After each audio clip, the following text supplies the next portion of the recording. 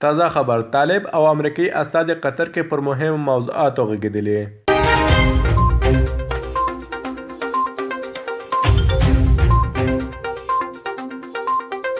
سلامونه ګران دوستانو، بیا هم بلې ویډیو ته په خیر راغلی. چینل د سره سبسکرایب کړئ او ویډیو د سره لایک کړئ تر اخره پورې ویډیو وګورئ.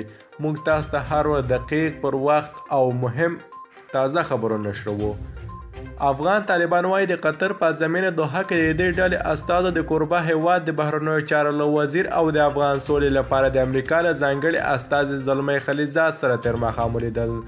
د طالبانو د قطر دفتر وایان سهیل شاهین وایي دواړه لوري د سولې خبرو پر پایلو او راتلونکو ګامونو غږېدلي.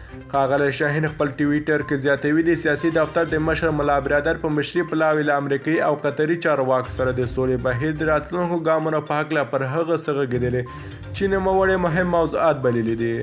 دا پرمختیا په داسې مهال ده چې تېره اونۍ د اوربند د مسئلې په هکله طالبانو او امریکا ترمنځ نندارې راپورته شوې. د امریکا د بهرنیو چارو وزیر مایک پامپیو وویل چې د سولې تړون تر لاسلیک وړاندې باید طالبان د تاوتریخوالي د کمولو ژمنتیا او وړتیا وښيي. ګرانو دوستانو، که ویډیو مو خوښ سه ویډیو د سره لایک او چینل د سره سبسکرایب کړئ.